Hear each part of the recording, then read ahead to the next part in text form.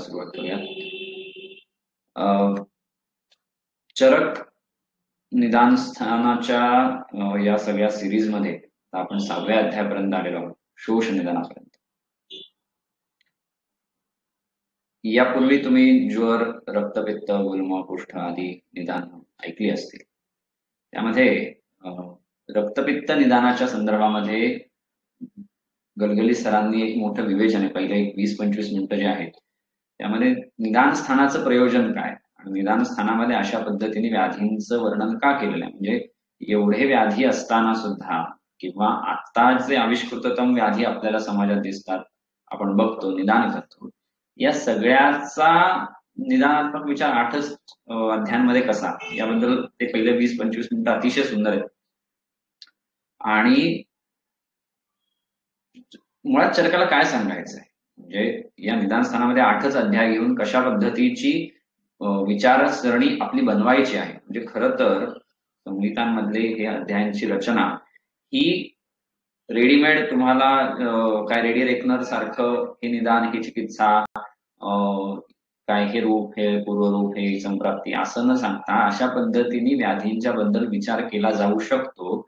अशा पद्धतीने हेतूंचा विचार करायचा, अशा पद्धतीने निदानाचा विचार करायचा, रूपांचा करायचा, पूर्वरूपांचा करायचा, आणि मग या सगळ्याच्या आधाराने जे तुमचं निदान ठरेल त्याच्याविषयी चिकित्सेचा विचार अशा पद्धतीने करायचा. अशा पद्धतीची काहीशी संहितांची रचना असते. त्यामुळे जेव्हा आपण अशा या दृष्टिकोनातून या सगळ्या अध्यायांच्या रचनेकडे बघतो, स्थानांच्या रचनेकडे बघतो, त्यावेळेस ते स्पष्ट होतं की हे अशा पद्धतीने का दिलं. आणि म्हणून मग ते शिकण्यामध्ये आपण आता 6व्या त्याच्या पायरीपर्यंत आलेलो आहोत, निदान स्थानाच्या 6व्या अध्यायापर्यंत.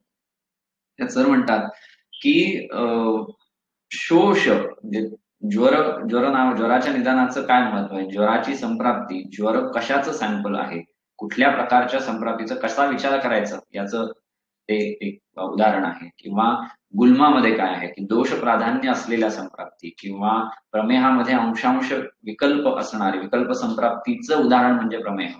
अशा प्रकारची जी रचना आहे त्याच्यामध्ये पुढे आता शोषामध्ये काय आहे, तर शोषामध्ये हेतू नावाचा जो काही विषय आहे त्याची सुरुवात जी होती, इह खलु चत्वारि शोषस्य आयतनानि भवन्ति. तर हेतू विशेषामुळे व्याधीचे लक्षणांमध्ये, व्याधीच्या रूपांमध्ये, पूर्वरूपांमध्ये, संपूर्ण स्वरूपामध्ये कसा बदल होतो आणि त्यानुसार चिकित्सेमध्ये जेव्हा आपण जातो त्यावेळेस कशा प्रकारची चिकित्सा भेद करायचा असतो. एकंदरीत हेतू नावाच्या विशेषाने काय काय बदलू शकतं याचा सगळा जो काही ओहापोहा आहे तो शोष निदानात केला. आणि म्हणून या निदान स्थानाच्या या अध्यायाकडे बघताना हेतूंचा अभ्यास कसा होतो, हेतू कसे व्याधी उत्पत्तीपर्यंत जातात याबद्दल बघायला. तर आपण सुरू करूयात. चरक निदान 6 शोष निदान. सर्वप्रथम एक आपण चरकातून वाचणार आहोत, पण तरी थोडं इकडचं तिकडचं अन्य ग्रंथांमधला आधार किंवा त्याच्यातल्या सूत्रांचा आधार घेऊयात, व्याधी समजून घ्यायला, संकल्पना समजून घ्यायला. कुठे कुठे आहेत, एक मोठे छोटे छोटे रेफरन्सेस अनेक ठिकाणी येतात. चरक निदान 6 मध्ये, चिकित्सा 8 मध्ये, शोष निदान राजक्ष्म चिकित्सा, शोष प्रतिषेध सुश्रुत उत्तर तंत्र 41 मध्ये, अष्टांगहृदय निदानामध्ये 5वा अध्याय राजक्ष्मा निदान, आणि चिकित्सेमध्ये राजक्ष्मादी चिकित्सा, राजक्ष्मा त्याच्यानंतर रोचक वगैरे असे येतात. चरक निदान 8 मध्ये तिथे व्याधींची आद्य उत्पत्ती सांगितली. त्यामध्ये अतिव्यवायात पुन्हा नक्षत्र राजस्य अशी त्याची आद्य उत्पत्ती. पहिल्यांदा जो यज्ञ विध्वंस झाला होता दक्षाचा, त्याच्यातून मग पुढचे सगळे व्याधी जे उत्पन्न झाले, तर त्याच्यामध्ये अतिव्यवायात पुन्हा नक्षत्र राजस्य असे एक वेगळी, त्या यज्ञापासून पुढे वेगळी अशी एक त्याची उत्पत्ती सांगितली. पण दोन्ही समान काळातला आहे. म्हणजे जर तुम्ही टीकेचा आधार घेतला तर कृतयुगामध्येच दोन्ही उत्पन्न झालेले आहेत. त्यामुळे कुष्ठ, आता हा जो अध्याय आपण बघतो की कुष्ठानंतर येतो, तो कुष्ठानंतर येतो त्याचं कारण दोन्ही कृतयुगात उत्पन्न झालेत म्हणून तो कुष्ठानंतर येणारा व्याधी आहे, असं काहीच आहे. सो राजक्ष्मा माहितीये मला की आपण निदान बघणार आहोत, पण चिकित्सेमध्ये का उडी मारली डायरेक्ट, तर कथेसाठी. आपल्याकडे बऱ्याचदा असं पाहायला मिळतं की जिथे जिथे काही संकल्पना समजून सांगायच्या असतात, मग त्या आयुर्वेदात असतील किंवा आपल्या पुराणांमध्ये असतील, वेदांमध्ये असतील, बऱ्याच ठिकाणी एखादी संकल्पना, एखादी क्लिष्ट गोष्ट जेव्हा समजून सांगायची असते तेव्हा कथेचा आधार घेतला जातो, रूपकांचा आधार घेतला जातो. त्याच्यामुळे राजक्ष्म्याची जर रूपकांचा विचार केला, ज्वराच्या बाबतीत सुद्धा असेच कथेचं वर्णन आहे, अतिसाराच्या बाबतीत आहे, बघू त्या कथेच्या बद्दल एकदा कधीतरी वेगळा विचार करता येईल. पण राजलक्ष्मीची चिकित्सा जर पाहिली, त्याच्या कथेचा विचार केला तर ती साधारण कथा कशी आहे, तर नक्षत्रांचा राजा चंद्र, त्याच्या पत्नी जे नक्षत्र आहेत, ज्या दक्ष प्रजापतीच्या मुली आहेत, त्यांचं चंद्राशी नक्षत्रांच्या राजाशी लग्न झालेलं आहे आणि तो रोहिणी नावाचं नक्षत्र, रोहिणी नावाची जी कोणी कन्या आहे, नक्षत्र आहे, तिच्याशी अधिक रत असतो, तिच्याशीच अधिक व्यवहार करतो, तिच्याबरोबरच अधिक असतो, त्याची फेवरेट आहे ती अशा अर्थाने. आणि त्याच्यामुळे बाकीच्या कन्यांना राग येतो, ते त्याच्या वडिलांकडे जातात, मग दक्ष प्रजापती त्याच्यावरती चिडतात आणि मग त्यातून राजयक्ष्माची क्रोधो निश्वास रूपेण असं म्हटलंय की त्याच्यातून राजयक्ष्माची निर्मिती होते. मग तो चंद्राच्या ठिकाणी प्रवेश करतो आणि मग त्याला तो क्षय नावाचा व्याधी होतो आणि मग त्यानंतर त्याला पश्चाताप होतो. मग त्याच्यात अश्विनी कुमारांद्वारे त्याची चिकित्सा केली जाते आणि मग तो बरा होतो अशा. तर आता इथे असं आहे की ही कथा काय सांगते, जर आपण इथे नीट पाहिलं तर काम व्यसन संयुक्ता पौराणी शशिनम प्रती, हे जे पहिलं विधान आहे त्याच्यामध्ये दिसतंय ना स्लाइड?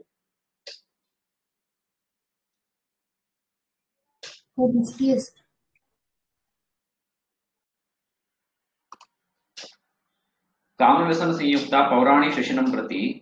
कामव्यसन संयुक्ता याचा अर्थ असा होतो की स्त्री पुरुषंग संबंध, म्हणजे स्त्री पुरुष यांच्या संबंध, म्हणजे व्यवाय हा इथे विषय येतो की व्यवायाच्या संदर्भामध्ये ही जी काही संप्राप्ती घडते, जी काही गोष्ट आहे व्यवायाच्या संदर्भातली आहे आणि अधिक प्रमाणातला व्यवहार हा याच्या हेतूंपैकी एक महत्वाचा हेतू आहे. किंवा पुढचं जर तुम्ही पाहिलात की आगजाम अल्पताम इंदोर देह स्नेह परीक्षया, तर हे कशामुळे घडतं, तर देहाला अल्पता कशाने येते, तर स्नेह परीक्षया. स्नेह परीक्षात शरीरामध्ये जो जो कुठला स्निग्ध भाव आहे, शरीरामध्ये जो जो कुठला स्नेहाचा अंश ज्या ज्या ठिकाणी राहतो, मग ते ओज असेल, धातूंचा स्नेह असेल, शुक्र असेल, रस असेल, त्या सगळ्या स्नेहाचा परिक्षय होणं, अशा प्रकारची घटना ज्याच्यामध्ये होते तो राजयक्ष्मा आहे. किंवा क्रोधो निश्वास रूपेण मूर्तिमान विसृतो मुखात, आपण पुढे बघू जेव्हा याचे लक्षणं बघू त्यावेळेस येईल की कासप्रसंगात दुरशिक्षते क्षोणितम ठिवती आणि मग शोणित आगमनाचे असे दौर्बल्य मुखजाय. तर कास कसन, मुखातून बाहेर पडणारा एक वेग आणि त्या स्वरूपामध्ये याचं विशेष लक्षण असणं आणि त्यातून दौर्बल्य उत्पन्न होणं, असं एक रूपक इथे बघायला मिळतं. किंवा रजक परिमत्त बलम यक्ष्मा शशीन आविशत. रजो गुणयुक्त अशा शरीरामध्ये, रजोगुणयुक्त म्हणजे ज्याच्यामध्ये रज वाढलेला आहे, रजोगुण वाढलेला आहे. रजोगुण दोन्ही अर्थाने बघायला मिळतो इथे. कथेमध्ये असं रूपक येतं की जे जो चंद्र आहे, तर चंद्र ह्या क्षय झाल्यानंतर सुद्धा पुढे जर किंवा हेतूमध्ये येईल की अशा प्रकारचा क्षय झाल्यानंतर सुद्धा जो व्यक्ती व्यवहार थांबवत नाही, पुन्हा पुन्हा आसक्त असतो, तर हे रजोगुणाचं लक्षण आहे की नियंत्रण नाही कुठल्याही प्रकारचं, समज नाही आणि रजाचा वायूशी संबंध त्याही अर्थाने घेत आहे. तर अशा प्रकारच्या शरीरामध्ये यक्ष्मा प्रवेश करतो. सो व्याधी कसा आहे याचं काय स्वरूप आहे, त्याचा व्याधीचा आत्मा काय, त्याचं स्वरूप काय, ह्याच्याबद्दलचं हे सगळं वर्णन या रूपक स्वरूपामधल्या कथेमध्ये बघायला मिळतं. चिकित्सेच्या बाबतीमध्ये सुद्धा ओजसा वर्धितो अश्विभ्याम शुद्धम सत्वम अवापच. इथे ओजसा वर्धितो अश्विभ्याम, अश्विनी कुमारांनी त्याची जी चिकित्सा केली त्याच्यात काय केलं, तर ओजाचं वर्धन केलं. म्हणजे राजयक्ष्म्याच्या चिकित्सेमध्ये सरते शेवटी आपल्याला कुठपर्यंत पोहोचायचं आहे, काय साध्य करायचं आहे, हेतूत आहेत राजयक्ष्म्याचे नो डाऊट. त्या हेतूंना लक्षात घेऊन त्या व्याधीची, त्या लक्षणांची चिकित्सा करत करत कुठे पोहोचायचं आहे, तर ओजाचं वर्धन करायचं आहे. सो या कथेतून सुद्धा एक चित्र स्पष्ट होतं की देहाचा स्नेह परीक्षय झालेला आहे, कामव्यसन संयुक्त अशा प्रकारचे. कामव्यसन संयुक्तातून हे पण कळतं की काय करावं, किती करावं, नियंत्रण नावाची जी गोष्ट आहे, मग ही जशी व्यवहाराच्या बाबतीत येते तशी साहसाच्या बाबतीत सुद्धा आहे, तशी वेगसंधारणाच्या बाबतीत सुद्धा येते की एखादी गोष्ट करत असताना आपल्या बलाचा, आपल्या क्षमतेचा आपण किती करावं किती करू नये याचा विचार न करता जेव्हा एखादी गोष्ट अति प्रमाणात केली जाते, शरीराच्या क्षमतेच्या पलीकडे केली जाते, तेव्हा होणारा व्याधी, असं काहीसं याचं स्वरूप आहे. सो हे या कथेतून कळतं. याच्यात हे पण महत्वाचं आहे की राजयक्ष्मा हा चंद्राला झालेला व्याधी सांगितला आहे. चंद्र किंवा सोम अशा अर्थाने. आणि सोम हे तत्व शरीराचं पोषण करणारं तत्व आहे. आपण निसर्ग आदान विक्षेपही जे बघतो किंवा ऋतुचर्येमध्ये निसर्गाचं लक्षण बघतो की यद्बलम विसृजत्ययम, निसर्ग कालाचं जे लक्षण आहे की बल देणारा जो घटक आहे तो सोम आहे. आणि मग बल देणाऱ्या घटकाचं, बल देणाऱ्या शक्तीचाच क्षय होणं. चंद्राचा क्षय म्हणजे काय? सोमाचा क्षय. सोमाचा क्षय म्हणजे अशा बलाचा क्षय. सो व्याधीचा स्वभाव काय? तर स्नेहक्षय, बलक्षय. आणि असा बलक्षय करणारा असा तो व्याधी, तो राजयक्ष्मा. आणि मग त्याची हेतूनुसार विभाजन, अशा प्रकारची रचना. राजयक्ष्माबद्दल काय म्हटलं जातं? तर राजयक्ष्मा रोग समूहाना, आग्र्यातला हा रेफरन्स आहे चरक सूत्र 25 मध्ये. राजयक्ष्मा रोग समूहानाम अग्र्या, रोगांच्या समूहात मध्ये जो अग्र्या आहे तो राजयक्ष्मा. म्हणजे काय? तर जर राजयक्ष्माची रचना बघाल पुढे आपण व्याधी लक्षणांच्या संदर्भात जेव्हा बघू तेव्हा हा मुद्दा येईल की राजयक्ष्मा हा असं छोट्या छोट्या लक्षणांनी युक्त नाही. त्याचे जे लक्षण असतात ती एखाद्या व्याधीप्रमाणे स्वतःच बल असणारे असे लक्षण आहे. अनेक व्याधींच्या समूहाचा मिळून राजयक्ष्मा असा बनतो. त्यामुळे तो रोग समूहाना मग्र्या. जर पुढच्या सूत्रामध्ये सुश्रुत जे म्हणतो, म्हणून वेगवेगळ्या ग्रंथातलं जे उदाहरण घेतलं ते याच्यासाठी घेतलं की अनेक रोग अनुगतो बहुरोग पुरोगमा, दुर्विज्ञेयो दुर्निवार शोषो व्याधीर महाबला. हे का बरं घेतलं? तर राजयक्ष्मा कसा आहे? तो रोगांच्या समूहाने युक्त आहे. आपण अष्टांग हृदयामध्ये पहिल्या अध्यायामध्ये जिथे पूर्वरूपाचं वर्णन आहे, हिमालयाची टीका आहे, रोगम निदान प्रागरूप लक्षणोपशयाप्ती त्याच्यामध्ये. आणि तिथे असं आहे की रोग हा राजासारखा असतो आणि त्याच्या पुढे काही लक्षणं असतात, रोगाची स्वतःची काही लक्षणं असतात आणि रोगाच्या पाठीमागे काही लक्षणं असतात, पूर्वरूप, रूप आणि उपद्रव अशा. तर तसंच काहीस राजयक्ष्म्याचं आहे. पण तिथे लक्षणं असतात, इथे व्याधी आहे. तर यातून या व्याधीचं बल लक्षात येईल की हा कसा आहे? तर याच्या पूर्वरूप स्वरूपामध्ये सुद्धा व्याधी आहेत, याच्या रूप स्वरूपामध्ये सुद्धा व्याधी आहेत आणि याच्या लक्षण उपद्रव स्वरूपामध्ये सुद्धा व्याधी आहे. अनेक रोग अनुगतो बहुरोग पुरोगमा. इथे अनेक रोग अनुगतो म्हटलंय, अनेक लक्षण अनुगतो, अनेक लिंग अनुगतो असं नाही म्हटलं. ह्याच्या अनुगत म्हणजे त्याच्या मागे त्याच्या बरोबरीने येणारे, त्याला फॉलो करणारे. आणि बहुरोग पुरोगमा म्हणजे त्याच्या आधी येणारे काय आहेत? तर अनेक रोग किंवा बहुरोग. सो रोगांचा समूह राजयक्ष्म्यामध्ये बघायला मिळतो. आपण जेव्हा पुढे संप्राप्तीचा विचार करू त्यावेळेस याविषयी विस्ताराने बोलूयात. सो म्हणून राजयक्ष्मा हा रोग समूहाना अग्र्या असं म्हटलेला, रोग समूहांमध्ये प्रधान असं म्हटलेलं. त्यामुळे राजयक्ष्मा जेव्हा निदानामध्ये येतो किंवा राजयक्ष्मा असं निदान असतं त्यावेळेस तुम्हाला एक, जसं कुष्ठामध्ये बघतो की हा काय त्वची बाधा खूप प्रकुरवंती, त्वचेच्या ठिकाणी काही वैगुण्य निर्माण झालंय की त्याला कुष्ठ या व्याधीची काय संज्ञा प्राप्त होते, तर त्याची चिकित्सा असते. तसं राजयक्ष्म्यामध्ये एकच लक्षण प्रधान व्याधी म्हणून असं नसतं, अनेक लक्षणांचा, अनेक व्याधी समान लक्षणांचा समूह म्हणजे राजयक्ष्मा असतो. त्याच्यामुळे त्याला, ज्याला वेस्टर्न मेडिसिनच्या भाषेमध्ये सिंड्रोम म्हणतात, अशा अनेक मोठ्या व्याधींचं एकत्रीकरण अशा स्वरूपाचं लक्षण असतं. आणि म्हणून तो दुर्विज्ञेय आहे. दुर्विज्ञेय की त्रिदोष लिंगत्वात अंशांश बल विकल्पनाभिः प्रकुपित दोषाणाम लिंग दर्शन. समजायला कठीण आहे. एक तर त्रिदोषज आहे आणि त्यात सुद्धा हेतू वैशिष्ट्याने, दोषांच्या अंशांश कल्पनेच्या वैशिष्ट्याने याची जी प्रेझेंटेशन आहे ते खूप वेगवेगळं असू शकतं आणि त्यामुळे तो समजायला कठीण आहे. म्हणजे साधं सांगायचं झालं तर प्रतिष्ठाय हे राजयक्ष्म्याचं लक्षण आहे, एकादश लक्षणांपैकी एक आहे. आता दिसायला प्रतिष्ठाय हा आपल्याला अगदी साधी सर्दी झाल्यासारखा, म्हणजे ऋतू बदलला की वाटणारा व्याधी असा वाटू शकतो. प्रतिष्ठाय हे राजयक्ष्म्याचं लक्षण आहे हे समजण्यासाठी एवढी सगळी त्याची जी संकल्पना आहे ती काय. दुर्निवार, दुर्निवार जिंकायला कठीण असा. दोषाणां परस्पर विरुद्धोपक्रमत्वात दुर्निवारत्वात कृच्छ्रोऽयं महाबला. आता याच्यात त्रिदोष संप्राप्ती आहे, परस्पर विरुद्धोपक्रम आहे आणि पुढे परत अजून एक महत्वाचा मुद्दा येतो की बलक्षयाचा व्याधी आहे. त्यामुळे जेव्हा जेव्हा बलक्षय असतो त्यावेळेस व्याधीला जिंकणं हे तसंही कठीण असतं. आपण बलम हि अलम निग्रहणाय दोषाणाम हे सूत्र पाहिलेलं आहे. त्यामुळे अशा प्रकारची जी काही रचना आहे ती राजलक्ष्मीची आहे. अष्टामहृदयकार काय म्हणतात तर देह औषध क्षयकृते क्षयस्तस्मात् तत्समवाच्य रसादी शोषणात शोषो रोगराट तेषु राजना.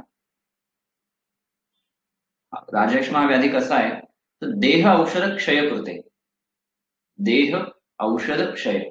आपल्याला शोष क्षय या नावाने माहिती असतो. आपल्याला वाटतं की फक्त धातूंचा देहाचा बलाचा क्षय करणार, हा देह औषध क्षय करते, दोघांचाही क्षय करणार. कसा तर हा बहुकाल राहणारा व्याधी. अनेन च अस्यं व्याधे बहुकाल स्थायित्वं द्योते. देहाचा क्षय होतो, देहाचा क्षय झाल्यानंतर तो भरून काढण्यासाठी आपण चिकित्सा करतो, त्यात औषधाचा क्षय होतो. तरी हा इतका बलवान व्याधी आहे की तरी या व्याधीचा क्षय होतो. म्हणून देह औषध क्षय करते, क्षय तत्समवाच्य आणि रसादी शोषणात शोष, रसादी धातूंचा. हे रसादी हा शब्द आहे. रसादी याचा अर्थ रसापासून सुप्रापर्यंत ज्या ज्या धातू स्वरूप घटक आहेत आपण ओझपणाचा त्या सगळ्यांचा शोष करणारा असा रसादी शोषणात शोष. आणि म्हणून तो रोगराट तेषु राजना, रोगांचा राजा असं म्हणतात. ही संकल्पना खरंच समजून घ्यायला फार महत्वाची आहे, कारण राजयक्ष्मा असं शुद्ध निदान करायला जरा गमतीशीर आहे. म्हणजे प्रत्यक्ष जे प्रेझेंटेशन असेल ते एखाद्या व्याधीचं असेल आणि त्याच्या मागची संप्राप्ती जी असेल ती राजलक्ष्मीची असेल. म्हणजे कास हेच प्रधान लक्षण असलेला रुग्ण समोर येऊ शकतो की ज्याचं प्रधान लक्षण कास आहे, प्रधान लक्षण प्रतिष्ठा आहे आणि त्याच्या मागे घडणारी संप्राप्ती ही राजलक्ष्मीची असेल. मग ती कुठल्याही पूर्वरूपात असेल, रूपात असेल, उपद्रवांमध्ये असेल. म्हणून तो रोगराट जो म्हटला जातो तो त्यामुळे. हे प्रसिद्ध सूत्र जे आपण कायम पाठ करत आलो. संशोषणात रसादीनां शोषयित्य विधीयते क्रियाक्षय करत वाच्य क्षयेत्युच्यते पुनः राज्ञश्चंद्रमसो यस्मान् अबुदेश किलामया तस्मात्तम राजलक्ष्मीति केचिदाहुर पुनर्जना. याला या वेगवेगळ्या संज्ञा कशा प्राप्त. आता शोष या निदानासह आपण निदान स्थानामध्ये बघतो. राजलक्ष्मीमध्ये राजलक्ष्मा म्हणतो, राजलक्ष्मा चिकित्सेमध्ये. निदानामध्ये राजलक्ष्मा शब्द येऊन गेलाय 12व्या सूत्रामध्ये. पण अन्य ठिकाणी क्षय या नावाने येतो. तर हे शब्द काय सांगतात, हे जे पर्याय असतात ना व्याधींचे, ते काहीतरी त्या व्याधीच्या स्वभावाबद्दल, त्या व्याधीच्या संप्राप्तीबद्दल, त्याच्यातल्या घटकांबद्दल काय घडतं याच्याबद्दल असतं. तर संशोषणात रसादीनां शोष इत्यभिधीयते, रसादींचा शोष करतो, संशोषण होतं म्हणून त्याला शोष असं म्हटलं जातं. क्रियाक्षय करत्वाच्य क्षय इत्युच्यते पुन्हा. क्रिया म्हणजे सर्व प्रकारच्या कायिक, वाचिक, मानसिक सर्व प्रकारच्या क्रियांचा क्षय केला जातो. या व्याधीमध्ये क्षय होतो म्हणून त्याला क्षय म्हटलं जातं. राज्ञश्चंद्रमसो यस्माद अभ्युदयश किलामया, नक्षत्र गणांचा जो राजा त्याला जो झाला तो व्याधी म्हणून त्याला राजयक्ष्मा असं म्हटलं जातं.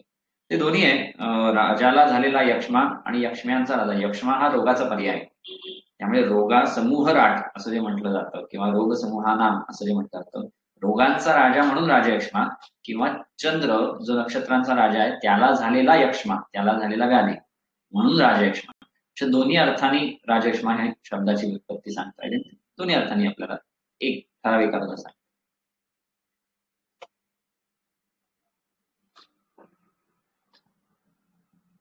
स्रोतसां संनिरोधाच्च रक्तादीनां च संशयात धातुष्मणां च अपचयात राजयक्ष्मा प्रवर्तते.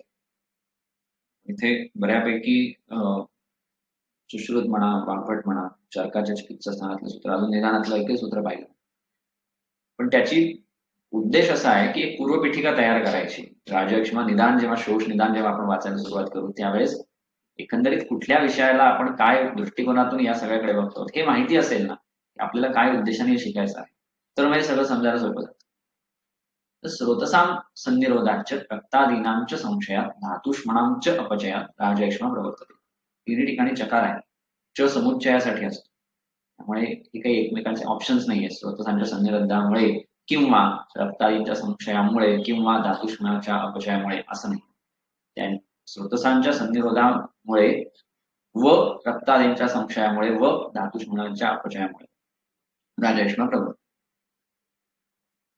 सो राजयक्ष्मा होतो, आपण पुढे जे हेतू आणि त्याच्यानंतर संप्राप्ती बघणार आहोत त्याच्यामध्ये एक्झॅक्टली काय स्वरूपाची संप्राप्ती घडायला लागते याचं जर एका सूत्रामध्ये वर्णन करायचं तर एक्झॅक्टली शरीरामध्ये काय घडतं तर ते या सूत्राने सांगता येतं की स्रोतसाम संनिरोधाच. संनिरोधात म्हणजे यक्ष्मकारक दोषेण अवरुद्ध संप्राप्ती ज्यावेळेस याचा विस्तार होणार आहे. या सूत्राचाच विस्तार म्हणजे आजचं व्याख्यान किंवा पुढची संप्राप्ती बघणार. स्रोतसांचा संनिरोध होणं. स्रोतसांचा संनिरोध होणं यक्ष्म्यामध्ये जे दोष प्रकोपित आहेत, प्राधान्याने वात आणि वायूच्या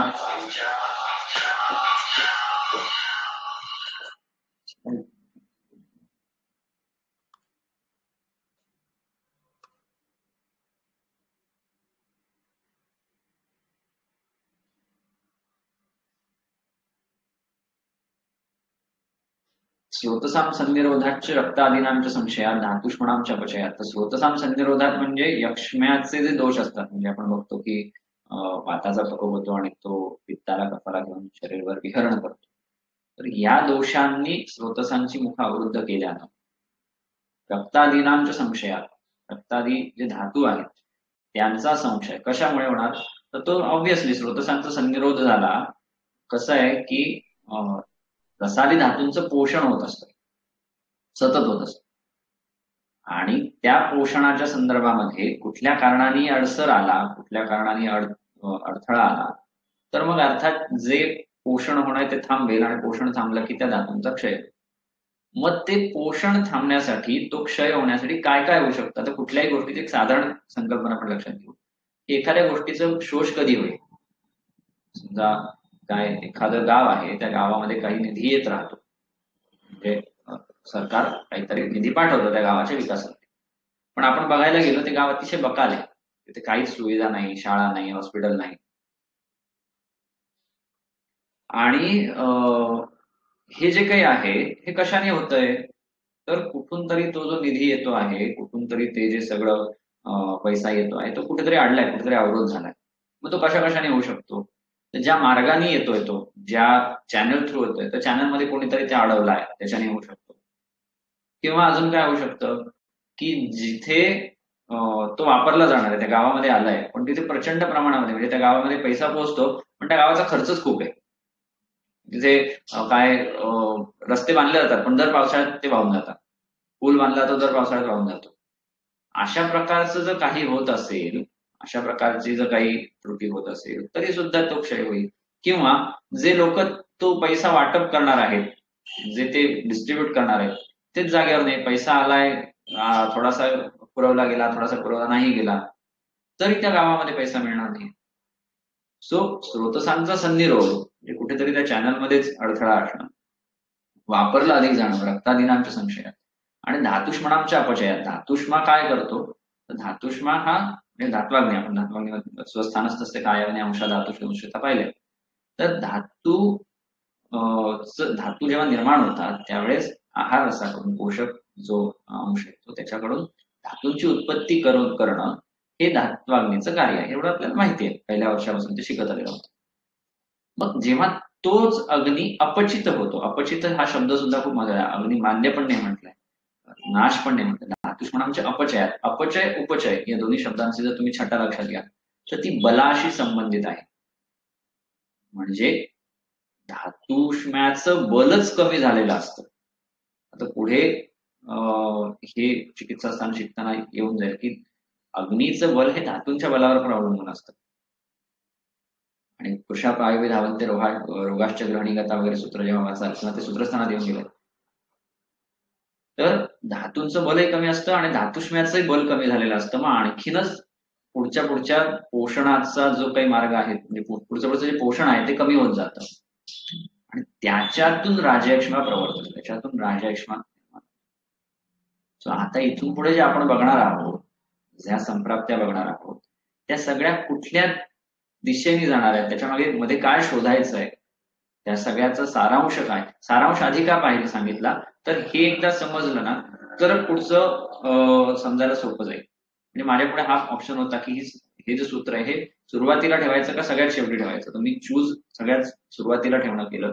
कारण एकदा आपल्याला स्रोतसांचा सन्निरोध कसा होतो, रक्तादींचा संशय कसा होतो आणि धातुष्म्याचा अपचय कसा होतो, हे आपल्याला शोधायचं आहे. हे समजलं की पुढची संप्राप्ती जी आहे ती आपण बघताना हे सगळं शोधत जाऊ त्याच्यामध्ये, आणि मग राजक्ष्म्या नावाच्या व्याधीचा जो आत्मा आहे तो समजायला. ठीक आहे, पुढे जा.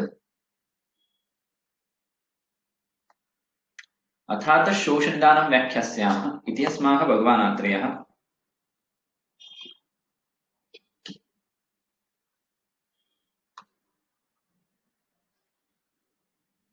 इह खलु चत्वारि शोषस्य आयतनानि भवन्ति तद्यथा साहसं संधारणं क्षयो विषमाशनम् इति. आता शोषनिदानं व्याख्यास्यामः, मगाशी आपण हा विषय पाहिला की इथे शोषनिदान अशी संज्ञा येते राजक्ष्माने. असं का, म्हणजे शोषनिदान अशी व्याख्या काय येते?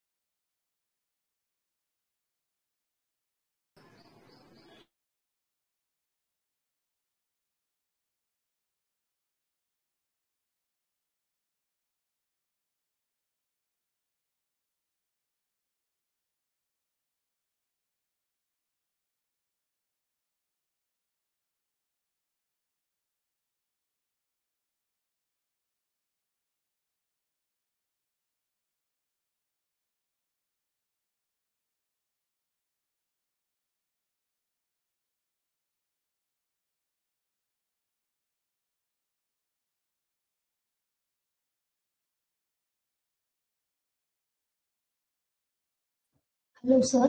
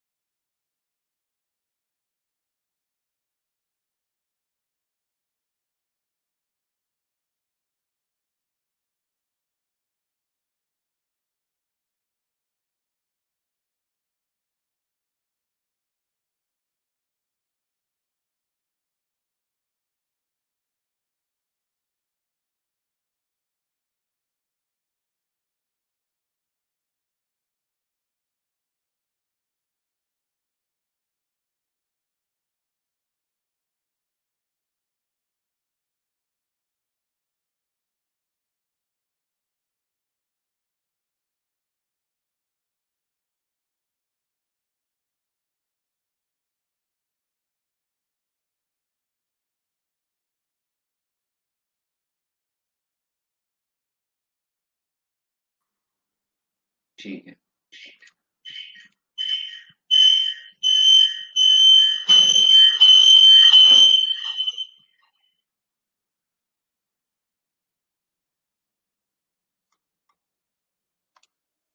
आता आवाज येत असेल माझ्या मते. परत सुरुवात येतोय सर. करून. निदानं व्याख्यास्यामः इति अस्माः भगवानात्रयः. इह खलु चत्वारि शोषस्य आयतनानि भवन्ति तद्यथा साहसं संधारणं क्षयो विषमाशनम् इति. तर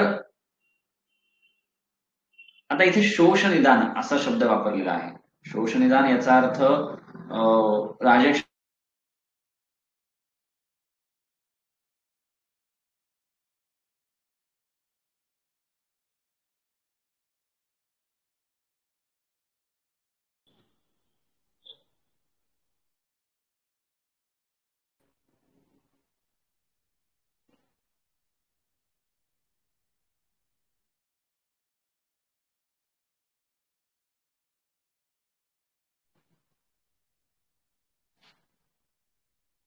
सर तुम्ही म्यूट आहात, अनम्यूट करायला लागेल.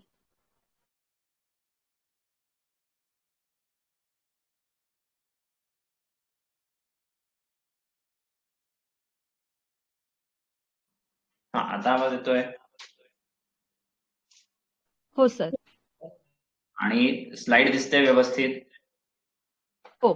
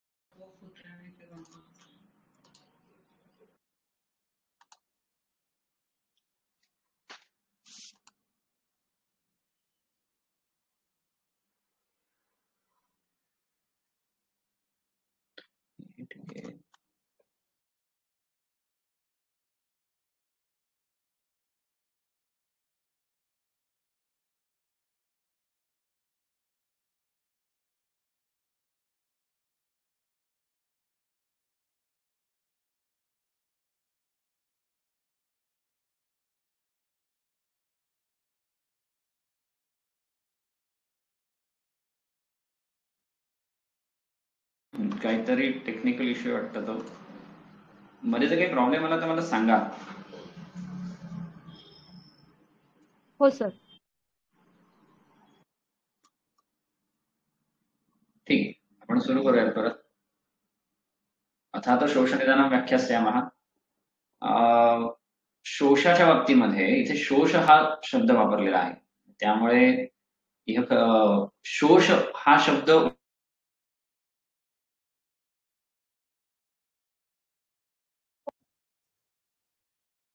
Hello sir.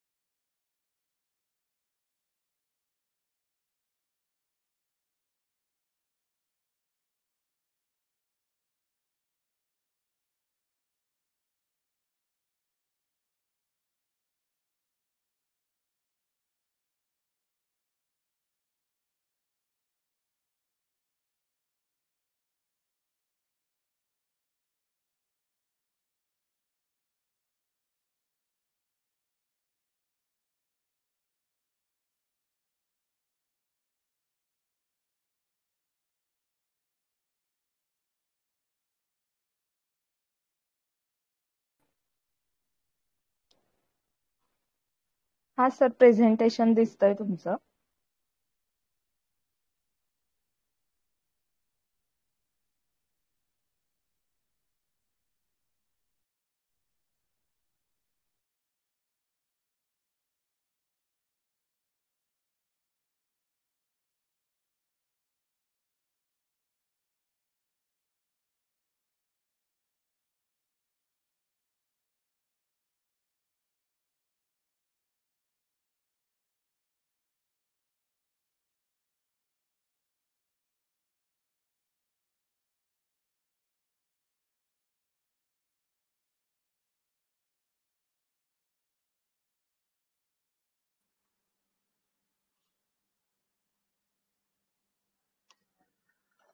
हा, चला आता हा जो काही स्रोतसांचा सन्निरोध होता आणि इंटरनेट स्वरूप धातुष्मयाचा अपचय होता आणि काळ नामक धातूचा जो क्षय झाला, त्याच्या पुढे आता आपण जाऊयात.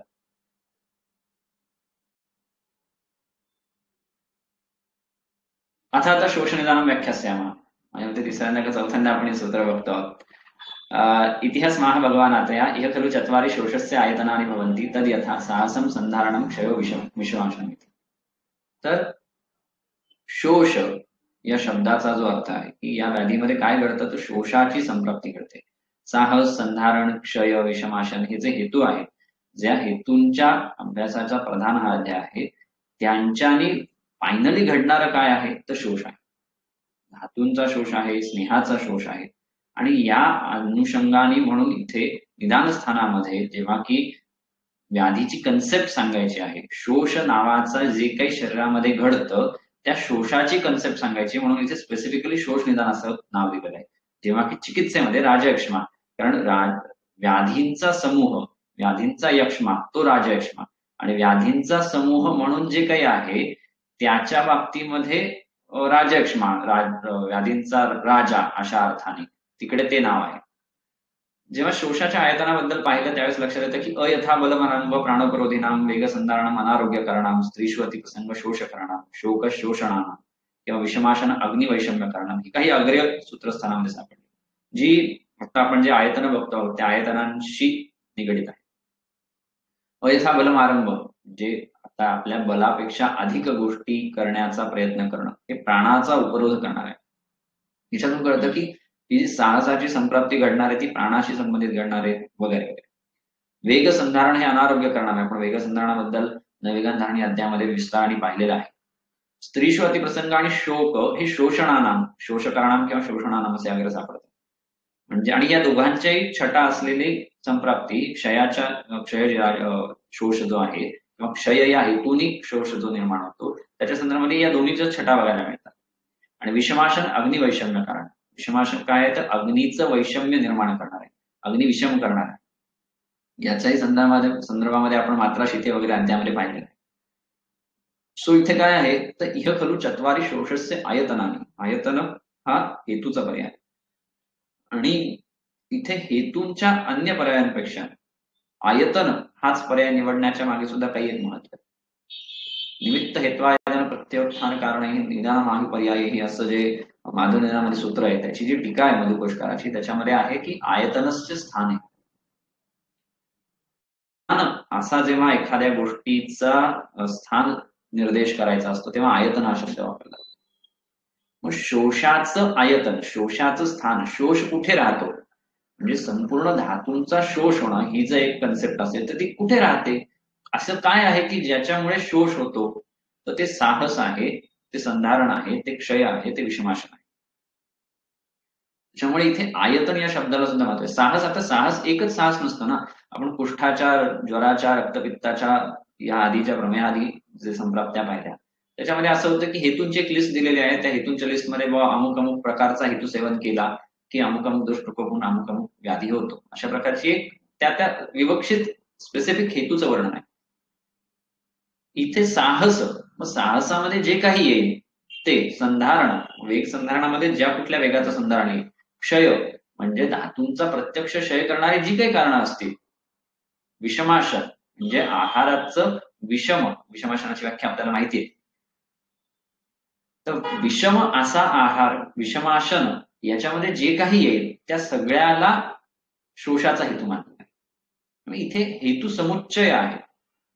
साहसामध्ये ग्रुप ऑफ हेतू आहेत की जे साहसामध्ये इन्क्लूड होतात, संधारणामध्ये ग्रुप ऑफ हेतू आहेत की जे संधारणामध्ये येतात, क्षयामध्ये ग्रुप ऑफ हेतू आहेत. सो ह्या सगळ्या हेतूंच्या ठिकाणी शोष राहतो म्हणून आयतन किंवा शोषाची संप्राप्ती पुढे जे घडणार आहे त्याच्या ठिकाणी असते. म्हणून आयतन हा शब्द स्पेसिफिकली जो आला आहे.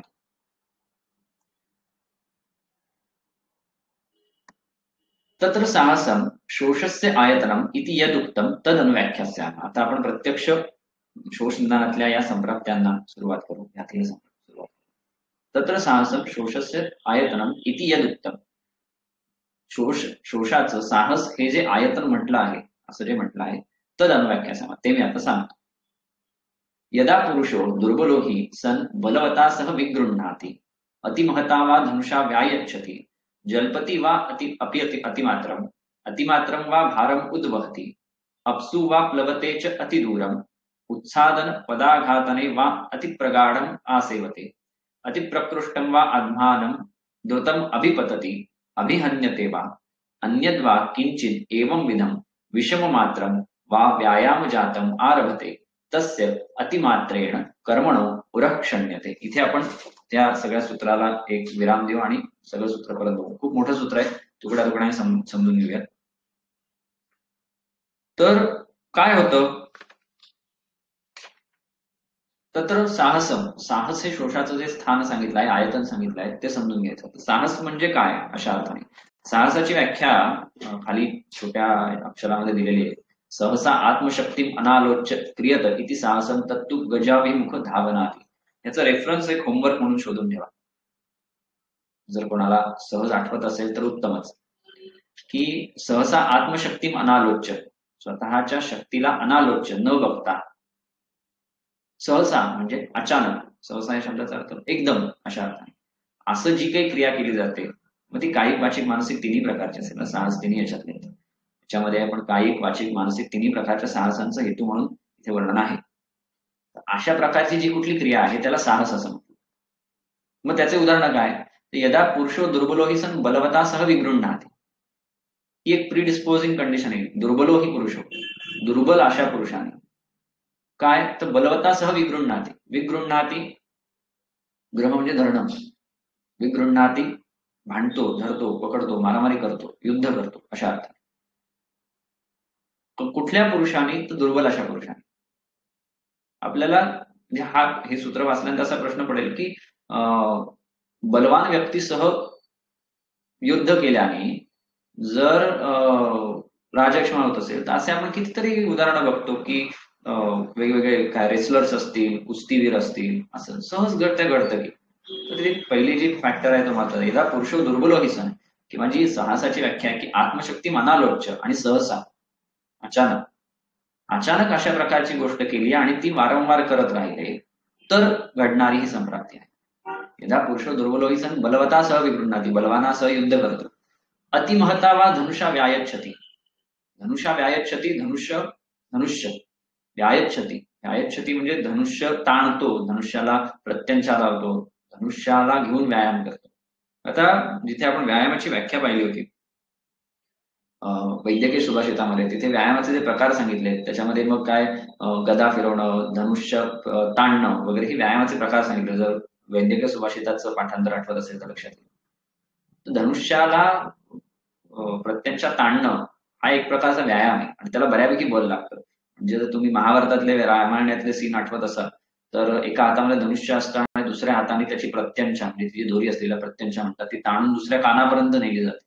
आणि तिथल्या वीरांचं वर्णन सुद्धा असं केलं जातं की धनुष्याच्या प्रत्यंचेच्या खुणा, अर्जुनाचं वर्णन असं महाभारतात आहे. तो जेव्हा बृहन्नडा रूपामध्ये होता की त्या प्रत्यंचेच्या खुणा त्याच्या खांद्यावर होत्या आणि त्यामुळे लक्षात आलं की हा क्षत्रिय आहे अशा प्रकारचा. सो ऊर्ध्व कायाच्या ठिकाणी बऱ्यापैकी बलाचा वापर करून केला जाणार असा व्यायाम आहे.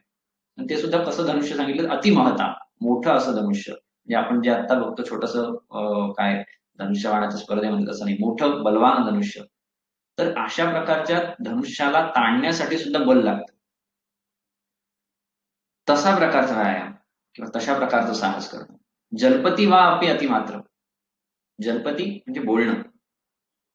जलपती अतिमात्र वाटायला खरं खूप साधी गोष्ट आहे, बोलणं, अतिमात्र बोलणं. पण हा राजक्ष्म्याचा हेतू आहे. जर आपण बोलणं या क्रियेचा विचार केला, म्हणजे असं का की बोलण्याने का इतका क्षय व्हावा, तर जर नीट विचार केला तर बोलणं ही क्रिया मुळातच उदानाच्या अधीन येते. आपण उदानाचं कार्य पाहिले, वाक्प्रवृत्ती प्रयत्न ऊर्जा बलवर्ण स्मृती क्रिया. तर वाक्प्रवृत्ती आणि बल या दोन्हीही गोष्टी उदानाच्या अधीन आहेत. आणि उदान राहतो कुठे, उराच्या ठिकाणी, आणि उर कफाचं स्थान आहे, बलाचं स्थान आहे. त्यामुळे अधिक प्रमाणात केली जाणारी वाचिक अशी क्रिया, ते जे आपण साहसाची परत आत्मशक्ती मनालोच्य असं जे म्हटलं जातं, त्याच्यामध्ये मला किती बोलवतं, माझ्या बोलण्याची क्षमता किती, माझं बल किती, याचा विचार करून, याचा विचार न करता अधिक काळासाठी बोलणं, हे उदानाचं प्रायः त्या बरोबरीनं उदान जो बल देतो त्या बला, त्याच्या बरोबरीनं कफाचं असं क्षय करणारा हेतू आहे.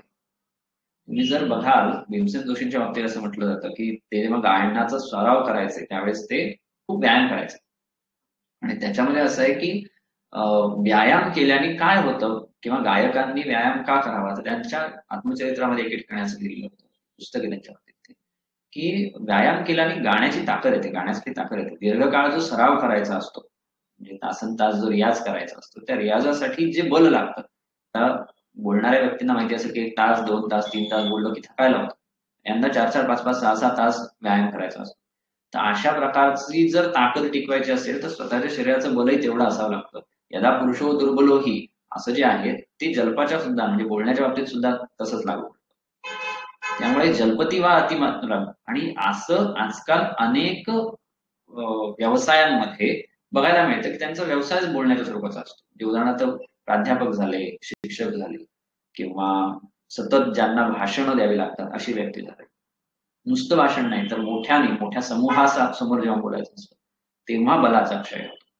त्यामुळे जलपती वा अतिमात्रम वा भारम उद्वहती, अतिमात्र अशा भाराचं वहन करतो, उद्वहती उचलून घेऊन जातो इकडून तिकडे. अपसू वा प्लवतेच्या अतिदूरम, अपसू वा प्लवते अतिदूरम, पाण्यामध्ये पोहतो पण कसा, अतिदूरम, लांबचा पल्ला पोहून जातो असं. आणि अशा प्रकारचे उदाहरणं कमी नाही आहेत. इंग्लिश खाडी पोहून गेलो किंवा अशा प्रकारचे स्पर्धा असतात. आता परत एकदा तोच मुद्दा येतो की पोहणं नावाचा जो काही व्यायाम आहे, दीर्घकाळासाठी केला जाणार, भरपूर बल लागणारे असे व्यायाम आहेत, जर तुम्ही बघाल तर. उत्सादन पदाघातने वा अतिप्रगाढम आसेवते, उत्सादन पदाघातने वा अतिप्रगाढ, उत्सादन पदाघात कसं, तर अतिप्रगाढ, उत्सादन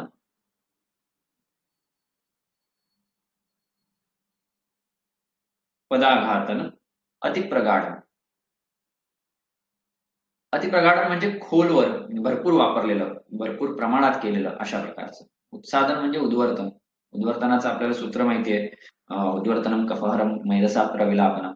कफहर मेधाचं विलयन करणार, थोडक्यात या स्निग्ध गोष्टींचा क्षय करणार असं जे आहे ते, किंवा पदाघातनाच्या बाबतीमध्ये जर पदाघातनाचा दुसरा रेफरन्स तुम्हाला आठवत असेल तर तो अष्टांग हृदयामध्ये जिथे हेमंत ऋतुचर्या येते तिथे येतं की पादाघातमची युक्तिता.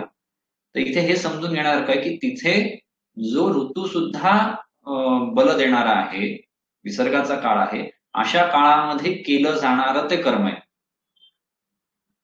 ज्या काळात बल चांगलं आहे त्या काळात करण्याचे हे दोन्ही, म्हणजे साधन असेल किंवा पदाघातन असेल, हेमंत ऋतुचर्येमध्ये येतं. हेमंत ऋतुचर्येमध्ये बलवान काळामध्ये करण्याची गोष्ट अति प्रमाणामध्ये जर दीर्घकाळासाठी सेवन होत असेल तर ती काय करेल, तर ती क्षयाच्या दिशेने. अतिप्रकृष्टम वा अध्वानम द्रुतम अभिपतती अभिहन्यते वा.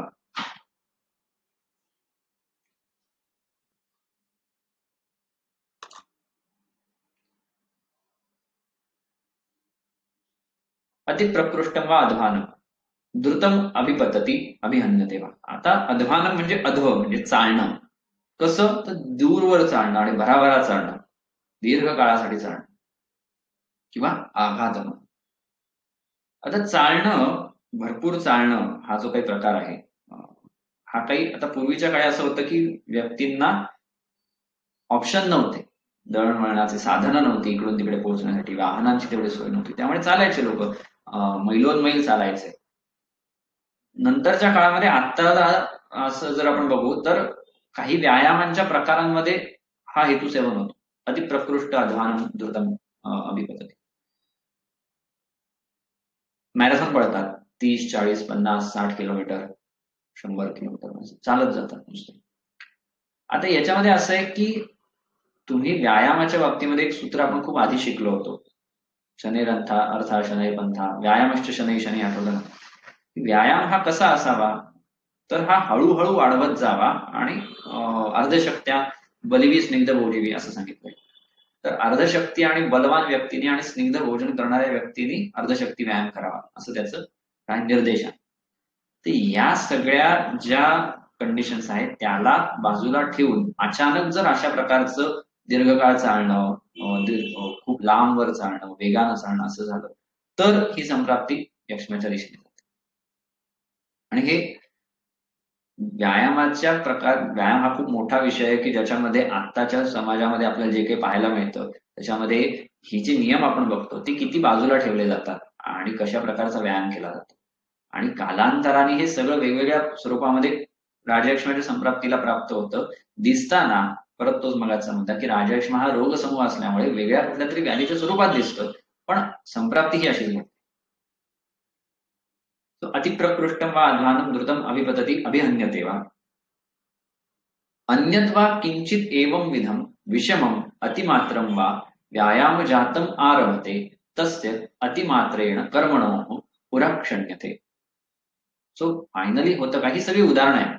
आता ही जी उदाहरणं आहेत म्हणजे बलवतास विगृह्णाती वगैरे वगैरे याच्यासारखी आणखी सुद्धा अन्यद्वा किंचित एवं विधम अशा प्रकारची विषमम अतिमात्रम, विषम आणि अतिमात्र दोन्ही महत्वाचं आहे. अतिमात्र केलेला आणि विषम म्हणजे जो सम नाही असा, चुकीच्या पद्धतीने केलेला, चुकीच्या व्यक्तीनं, चुकीच्या प्रमाणात, चुकीच्या वेळी असं जे काही असतं म्हणजे व्यायाम करण्याचे जे अर्हतेचे नियम आहेत ते सगळे बाजूला ठेवून केलेला व्यायाम, अशा प्रकारचा जो व्यायाम आहे तो विषम आहे. म्हणजे जो प्रक्षिप्त श्लोक जो आहे, अति व्यवाय भाराद्व कर्मविश्च अतिकर्षता क्रोध शोक भयायासै क्रांता येच्या अभिमानवा बालवृद्ध प्रवाताश्च येच उच्चैर बहुभाषका ते वर्जेयु व्यायाम. व्यायाम वर्ज म्हणून जे सांगितलेले आहेत त्यांच्या बाबतीमध्ये त्यांनी व्यायाम करणं किंवा विषम पद्धतीने, जे व्यायामाला अर्ह आहेत पण त्यांनी विषम पद्धतीने व्यायाम करणं किंवा अतिमात्रेत व्यायाम करणं असं जे काही आहे, अतिमात्रेत साहस करणं, त्यांना काय होतं तर अतिमात्रेनं कर्मणः उरक्षण्यते. अतिमात्राने उराच्या ठिकाणी क्षणन होतं, उराच्या ठिकाणी क्षत होतं.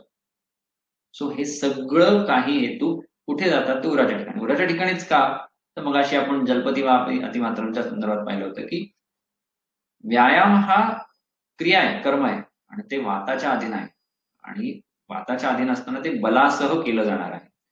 त्यामुळे त्या बलाच्या आधारानं केलं जाणारं कफाच्या स्थानातलं व्यायाम हे कार्य त्या उराच्या ठिकाणी, जे उदानवायूचं स्थान आहे, कफाचं स्थान आहे, त्या ठिकाणी क्षत उत्पन्न करतं. आणि मग तस्योर क्षतम उपप्लवते वायू. तस्य तो जो व्यक्ती आहे त्याच्या उरह क्षतम उपप्लवते वायू, त्याच्या क्षतामध्ये तो जे उरक्षत झालाय तिथे उपप्लवते वायू.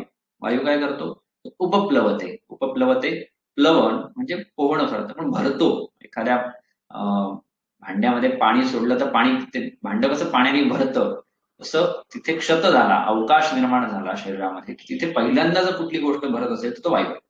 सो क्षतम उपप्लवते वायू तत्र अवस्थितः श्लेष्माणं पुरस्थम उपसंगृह्य पित्तं च दूषयन् विहरति ऊर्ध्वम् अधः तिर्यक् च तस्य यो अंशः शरीरसन्धिन् आविशति तेन अस्य जृम्भाङ्गमर्दो ज्वरश्च उपजायते यस्तु आमाशयम् अभ्युपेति तेन रोगा भवन्ति उरस्य अरोचकश्च यः कण्ठम् अभिप्रपद्यते कण्ठस्थेन उद्ध्वंस्यते स्वरश्च अवसीदति यः प्राणवहानि स्रोतांसि अन्वेति तेन श्वासः प्रतिश्चायश्च जायते.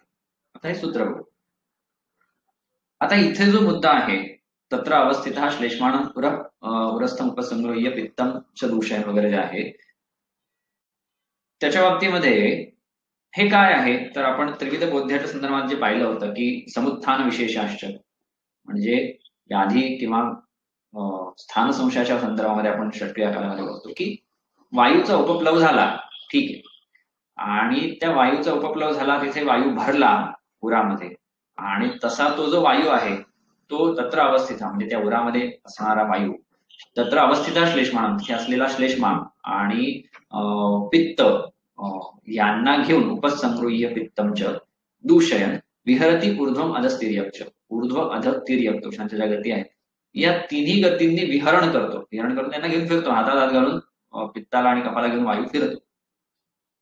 मग हा फिरणारा वायू कुठे जातो त्याच्यानुसार तो कुठला व्याधी निर्माण करेल किंवा कुठलं लक्षण निर्माण करेल, इथे लक्षण असं निर्माण करेल हे ठरतं. हे आपण त्रिविध बोध्यामध्ये पाहिलं होतं की तस्मात् विकार प्रकृती अधिष्ठानांतराणीच बुद्ध्वा हेतू विशेषाश्च. तर हे जे अधिष्ठानांतर आहे, अधिष्ठान कुठे होतं त्या दोषाचं, प्रकृतीत झालेल्या दोषाचं, त्याच्यानुसार व्याधी ठरतात. आपण स्थान संशयाच्या संदर्भात सुद्धा हे पाहिलं. तर हा वायू कफाला आणि पित्ताला सोबत घेऊन विहरती ऊर्ध्वम अधस्थिर्यम. आता ही तिन्ही गती आहेत हे लक्षात घ्या, म्हणजे पूर्ण संपूर्ण शरीरभर पसरतो अशा अर्थ. तसे यो अंशा शरीर संधीम आविशती, त्याचा जो अंश त्या वायूचा ज्याच्यावर पित्त आणि श्लेष्मा आहे तो अंश, त्याच्यातला जो अंश शरीर संधीन आविशती, शरीर संधींच्या ठिकाणी शिरतो, तेन अस्य जृंभा अंगमर्द ज्वरश्च उपजायते. जृंभा, अंगमर्द आणि ज्वर हे लक्षण निर्माण होतात.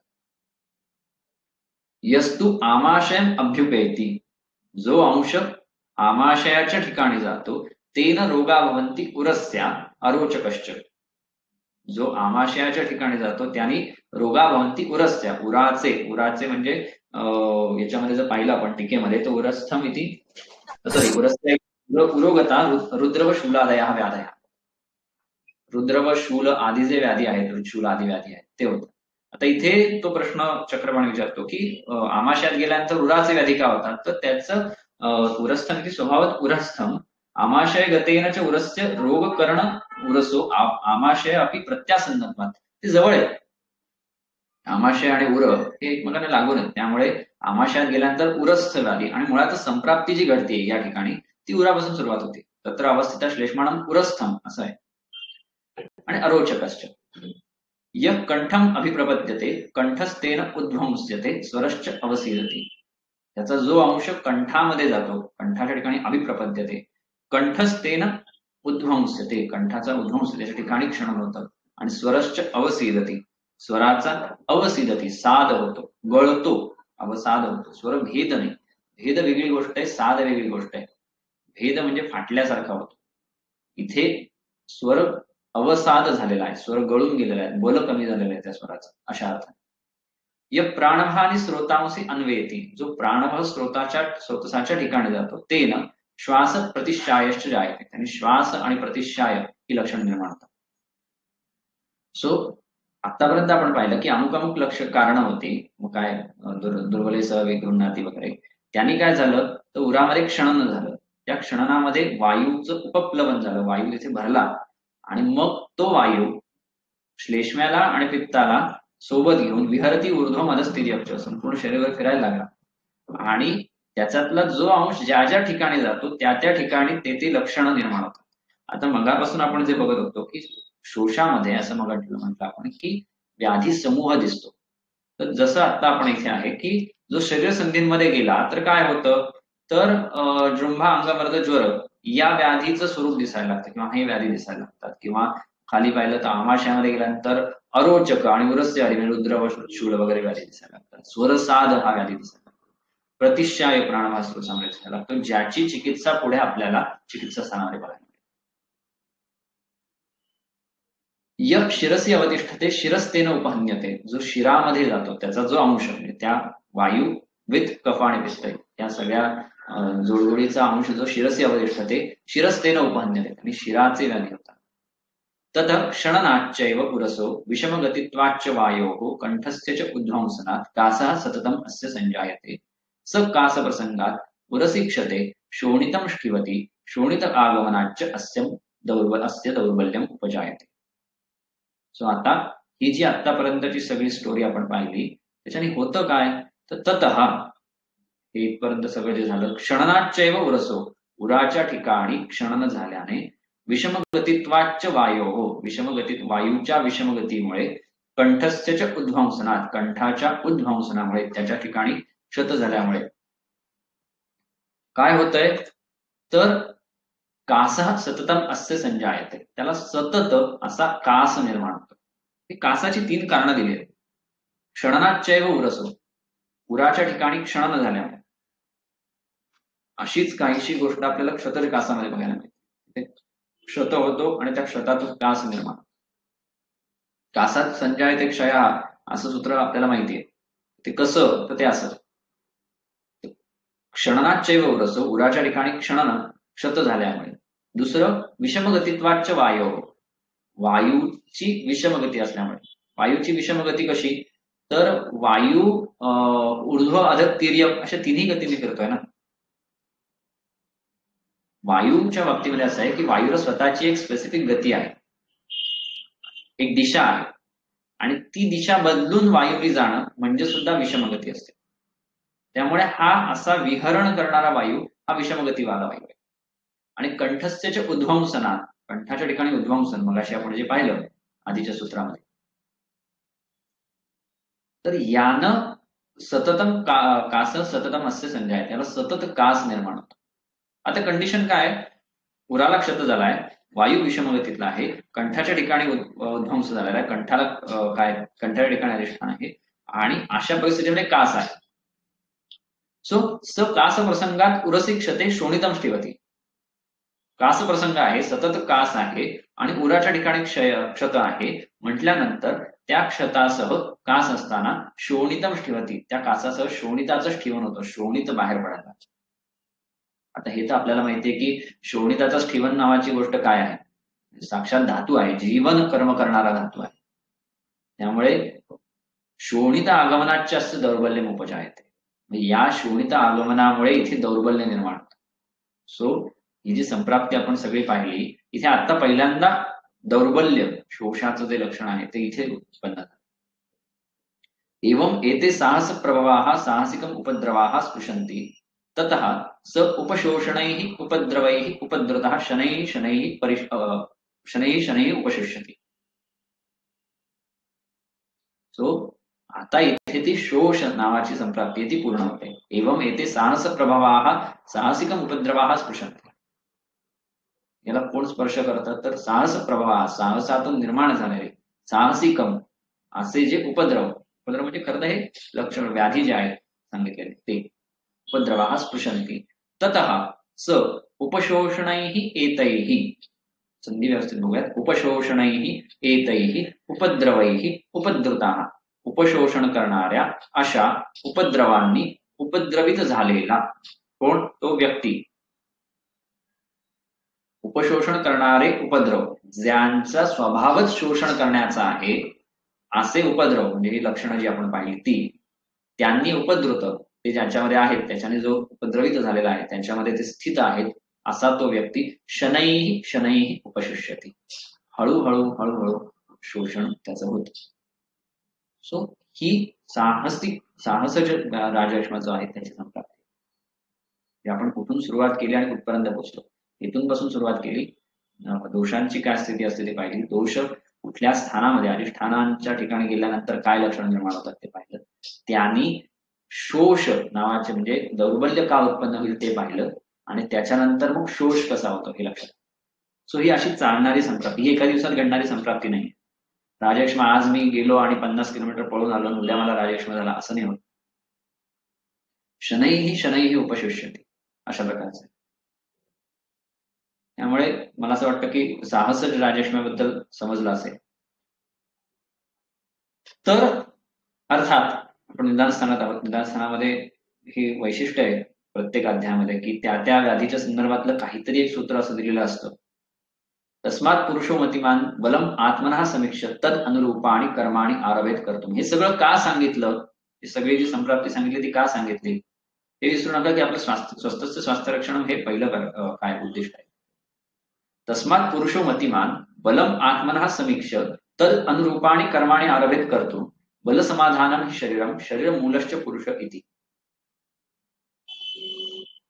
भवति चात्र साहसं वर्जयेत कर्म रक्षण जीवितमात्मनः जीवन ही पुरुषस्त्विष्टम कर्मणा फलमश्नुते.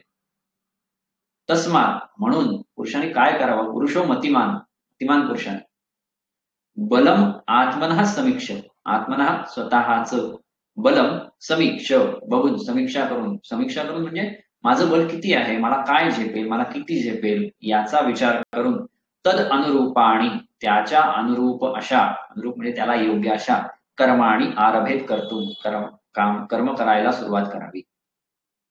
बल समाधानम ही शरीरम, बल समाधानाची चक्रमणी व्याख्या सांगतो की बलेन सम्यक आधीयते धार्यत इति बल समाधानम शरीर. शरीर हे बलानी धारण केलं जातं.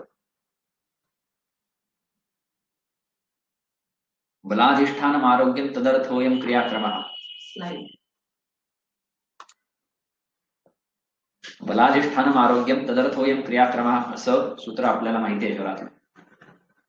सो हे संपूर्ण जो व्यवहार आहे दोषांच्या, किंवा बलम ही अलम निग्रहण आहे दोषांना आपण पाहिलेलं आहे, त्याच अनुषंगाचं येणार आहे सूत्र की बलसमाधानमी शरीर, बलानी शरीराचं धारण होतं आणि शरीर मूलश्च पुरुषा.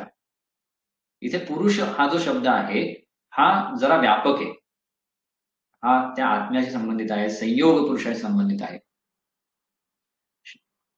शरीराचं असणं बलावर अवलंबून आहे आणि पुरुष ज्याला चतुर्विध पुरुषार्थाची प्राप्ती करायची आहे तो शरीरावर अवलंबून आहे. म्हणून शरीराचं बल चांगलं असणं गरजेचं आहे. म्हणून भगवतीच्या अर्थ साहसम वर्जयत कर्म रक्षम जीवितमात्मना. जीवन ही पुरुषस्पृष्टम कर्मणा फलमश्नुते. साहसम वर्जयत कर्म, साहस स्वरूपाची जी कर्म आहेत त्यांचं ती वर्ज करावी, ती टाळावी. कशी तर रक्षण जीवितमात्मना, स्वतःच्या जीविताचं रक्षण करणं. आणि जीवन ही पुरुषस्पृष्टम कर्मणा फलमश्नुते, जे आता आपण पाहिलं की हे जे पुरुषार्थ आहेत त्याचं फळ कशाच्यावरती आधारित आहे, तर शरीरावर आधारित आहे. शरीर कशावर अवलंबून आहे, तर जीवनावर अवलंबून आहे. अयथा बलमारंभ प्राणप्ररोधिना.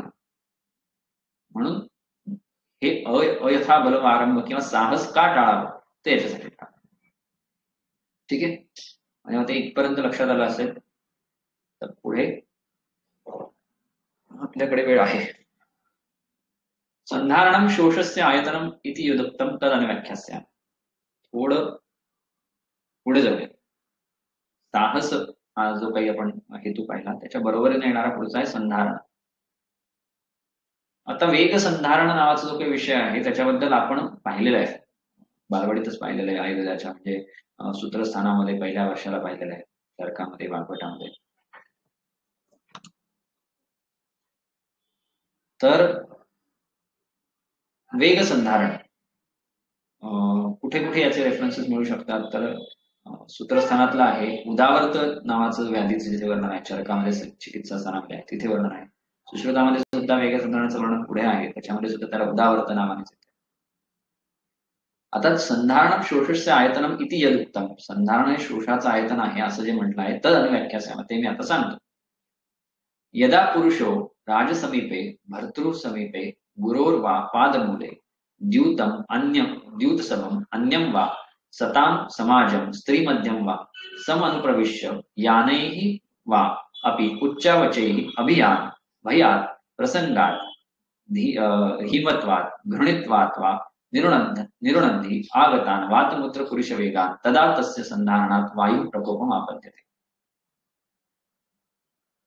आता हे जे सुरुवातीचं आहे ना, यदा पुरुषो राजसमीपे भर्तृ समीपे, हे काय आहे तर संधारण म्हणजे वेगांचं धारण करणं हे कशा कशामुळे होऊ शकतं. मग त्याच्यामध्ये ऍक्टिव्हली केलेलं, मला नाही आता मलमूत्रादिकांचं काय प्रवर्तन नाही करायचं हे, आणि काही कारणामुळे मी ते करू शकत नाही, तर ती कारणं काय काय असू शकतात त्याच्या कारणांची ही यादी आहे. यदा पुरुषो राजसमीपे, राजाच्या जवळ, भर्तुः समीपे, भर्तू म्हणजे पालन पोषण करणारा जो कोणी तुमचा बॉस, मालक वगैरे असं असेल तर त्याच्या समीपे, गुरोर्वा पादमुले, गुरुच्या जवळ असताना, द्यूतसभम अन्यम वा सताम समाजम.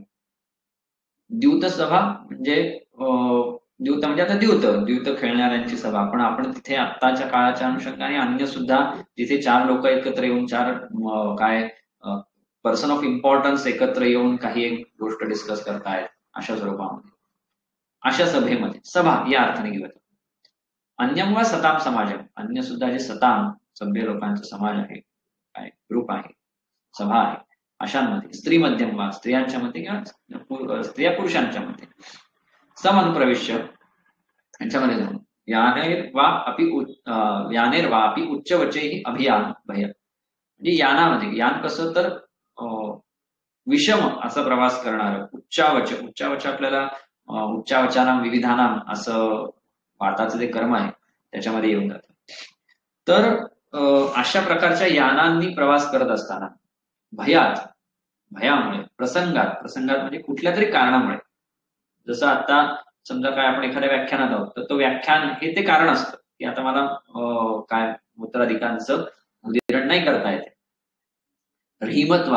हिमत्वात लज्जेमुळे, घृणित्वात, घृणा म्हणजे किळस वाटल्यामुळे, निरुणधी आगतान वातमूत्र पुरुषवेगान. आता अशा प्रकारची जी गोष्ट आहे म्हणजे राजासमोर वातमूत्र पुरुषाधिकांचा वेग आला तर अर्थात त्याच्या रिस्पेक्टच्या साठी त्याच्याबद्दल जो आदर आहे किंवा भरतूच्या बद्दल जो आदर आहे त्यामुळे आपण असं करतो की त्या काय वेगाचं धारण केलं जातं. गुरुच्या सोबत असताना वेगाचं धारण केलं जातं.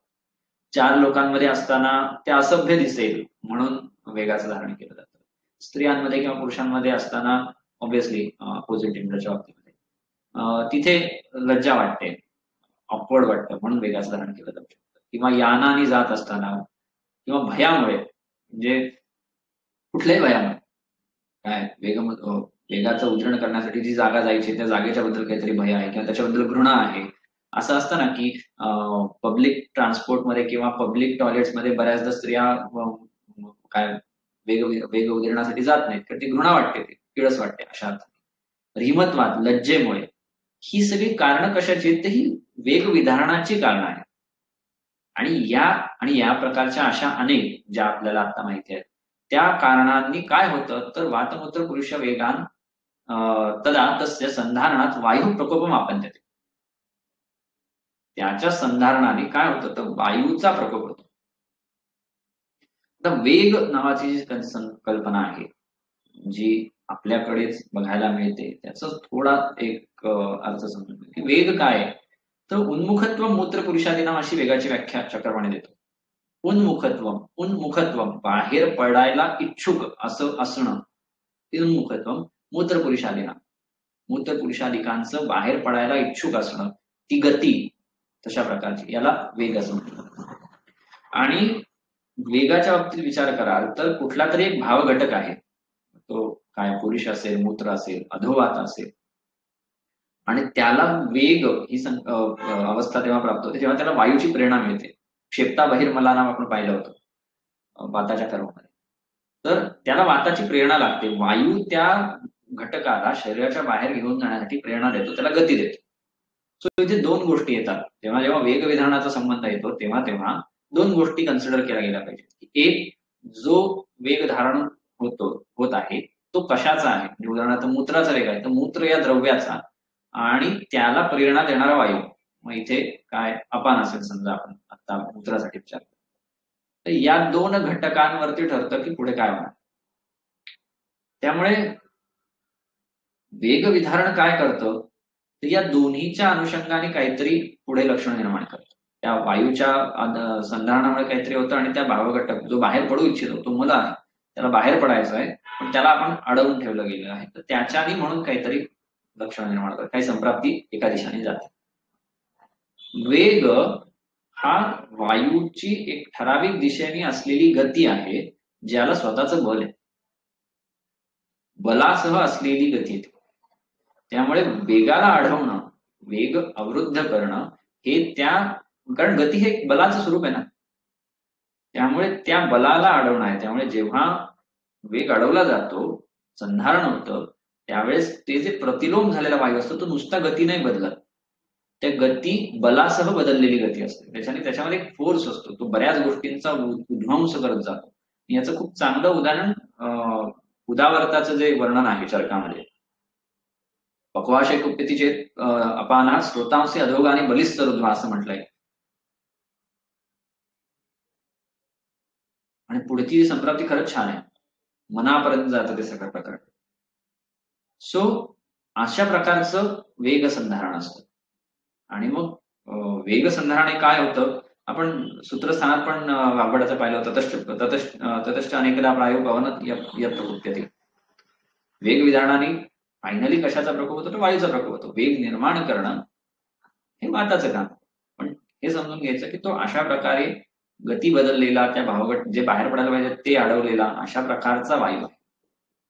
आणि मग हे जर वारंवार घडत असेल, अशा प्रकारचं वेग विधारण जर वारंवार घडत असेल, दीर्घ काळासाठी घडत असेल तर काय होतं तर सप्रकुपित पित्त श्लेष्माणव समुदीर्य ऊर्ध्वम अधस्तिर्यक्ष विहरती ततश्च अंश विशेषेण पूर्ववत शरीर अवयव विशेषम प्रविश्य शूलम उपजनयति भिनत्ति पुरुषम उपशोषयति वा पार्श्वे च अतिरुजति अंसौ अवमृद्नाति कंठम पुरश्च अवधमति शिरश्च उपहन्ति कासं श्वासं ज्वरं स्वरवेदं प्रतिशायं च उपजनयति ततः स उपशोषणैः उपद्रवैः उपधृतः शनैः शनैः उपशिष्यति.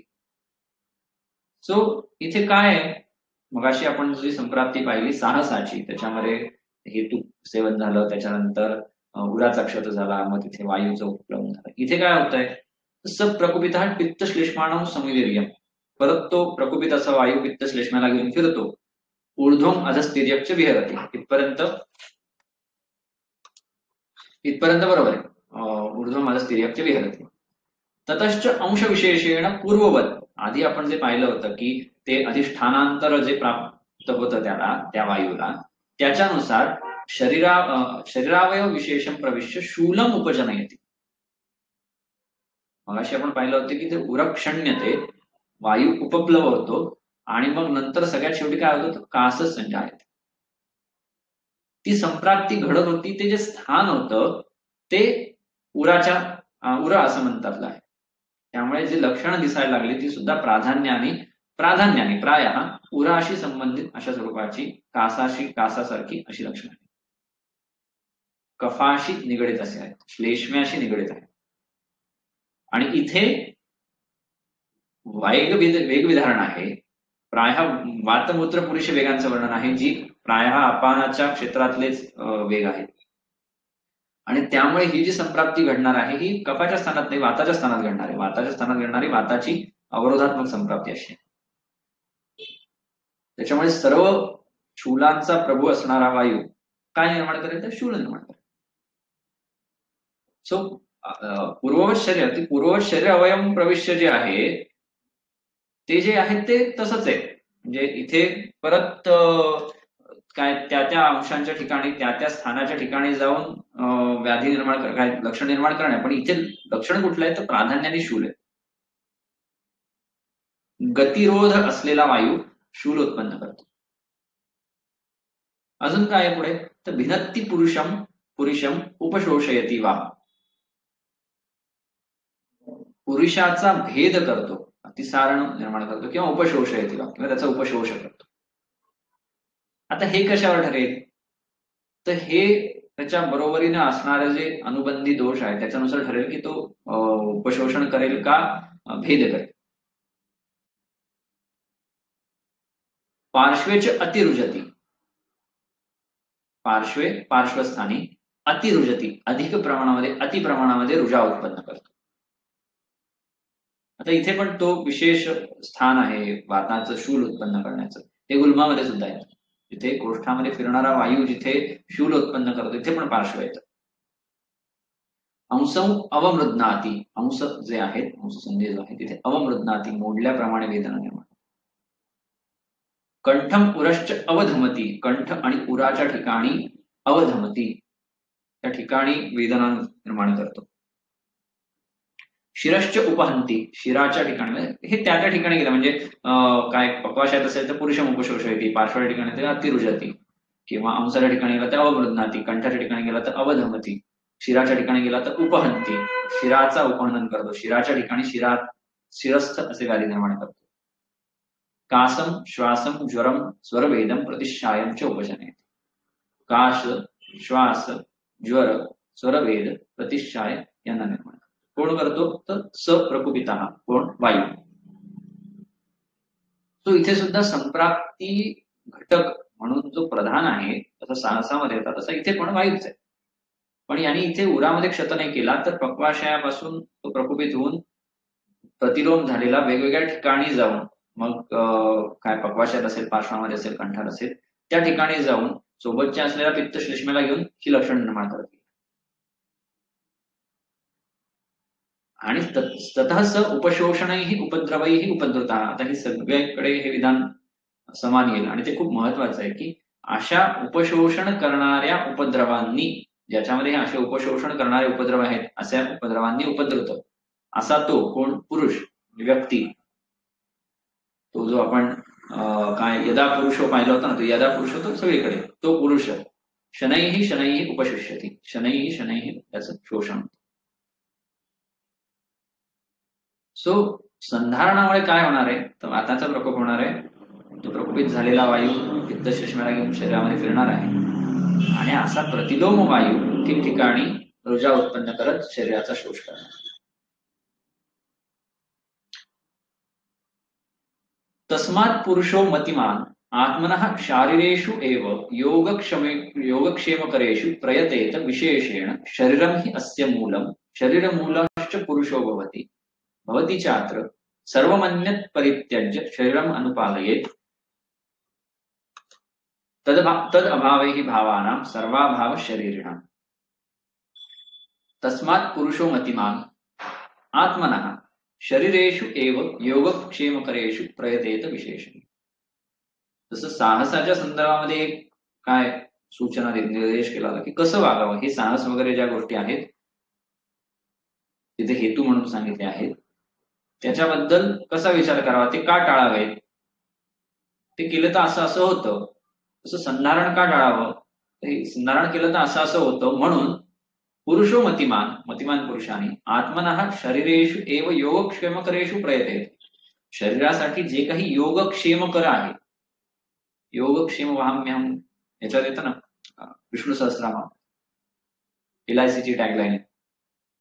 तर योगक्षेम, योग म्हणजे अलब्ध लाभ, जे प्राप्त नाहीये ते लाभ, ते मिळवणं, याला योग म्हणतात.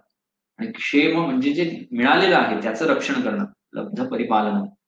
हा रेफरन्स येतो अन्नरक्षा अध्यायामध्ये, जिथे विषाच्या संदर्भात सांगितलंय की वैद्याच्या ठिकाणी राजाचं योगक्षेम आहे, अशा संदर्भातलं सूत्र आहे. त्याच्यामध्ये हे विवेचन येतं. हिमाद्रीने ही व्याख्या दिली की अलब्ध लाभ आणि लब्ध परिपालन.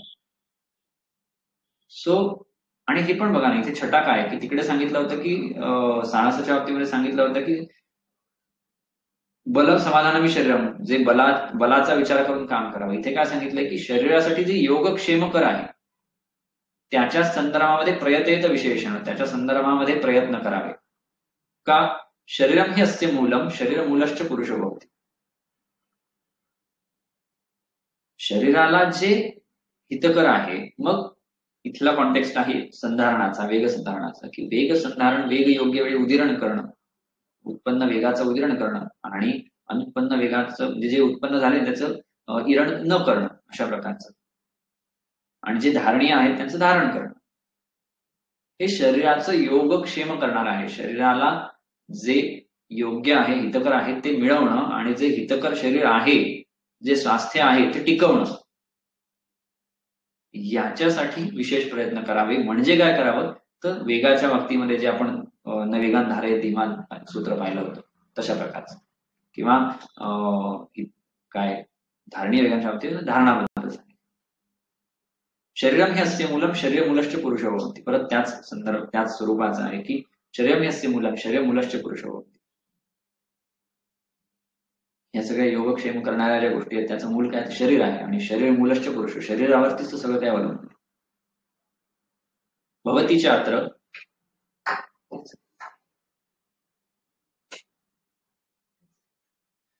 सर्वमन्यत् परित्यज्य शरीरम अनुपालयेत् तदभावे हि भावानां सर्वाभाव शरीरिणां.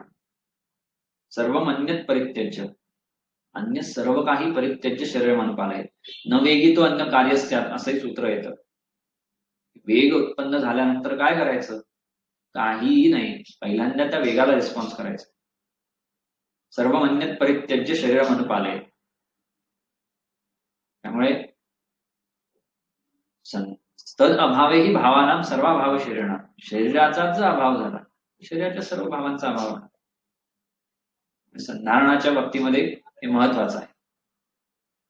सो आतापर्यंत आपण जे पाहिलं की राजयक्ष्मा किंवा शोष या व्याधीचं स्वरूप काय आहे, या व्याधीची संप्राप्ती घडत असताना हेतू विशेष किंवा आयतन नावाचा जो काही विषय आहे त्याचं महत्व काय आहे, आणि त्या आयतनांच्या समूहामध्ये, जसं आपण आता साहस आणि वेग संधारण याच्याबद्दल पाहिजे की त्या हेतू म्हणजे साहसाच्या अंतर्गत येणारे हेतूंचं समुच्चय काय आहे, साहस कशा कशाला म्हणतात, किंवा संधारण कुठल्या कुठल्या अवस्थेत होऊ शकतं, आणि त्यातून संप्राप्ती कशी घडत जाते, आणि संप्राप्ती घडत असताना ती संप्राप्ती लक्षणांना निर्माण करत शोष या अवस्थेपर्यंत शरीराला कसं आणून सोडतं.